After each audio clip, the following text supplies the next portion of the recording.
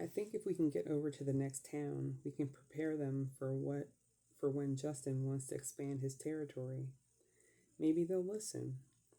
We can get a safe place and come back for you two. Grandma kept my gaze until it sunk in that I was serious. As the realization set into her face, it was as though she aged 10 years right in front of my eyes. Denial was over. The apocalypse was real, and it had taken both of her daughters. She glanced at Sauce and back to me. This might be the last time she'd see her grandchildren. Okay, she nodded slowly. Okay. My tribe helped to get my grandfather down into the basement.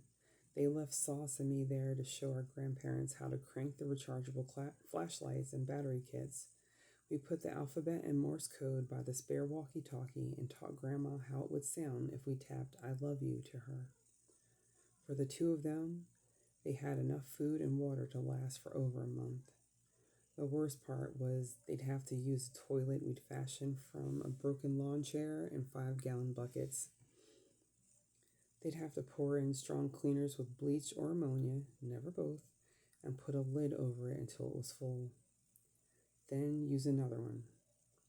We had 12 empty containers in the basement ready to go.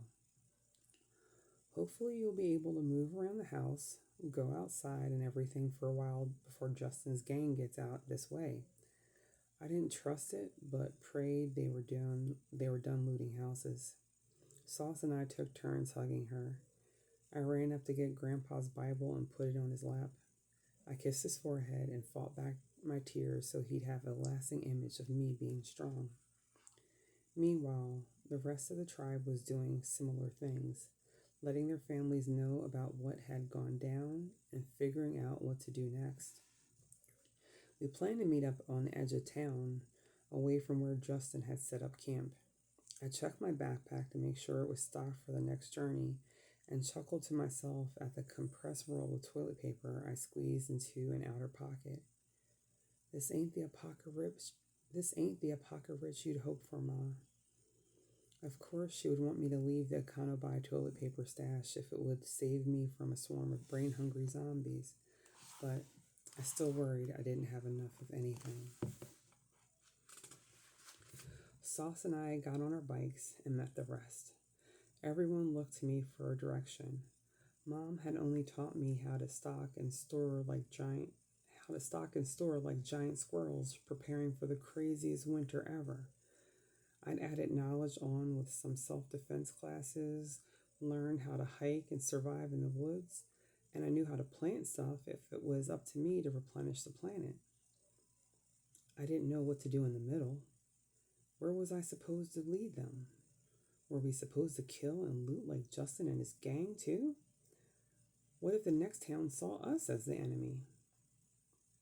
Well, we already know what's that way, I said, pointing down the road into town. As sure as I knew people like Justin were coming, I'm sure they'll keep coming. Not many wanted to hear me before, but now we know what's to come. Now we know we need to warn the next town over.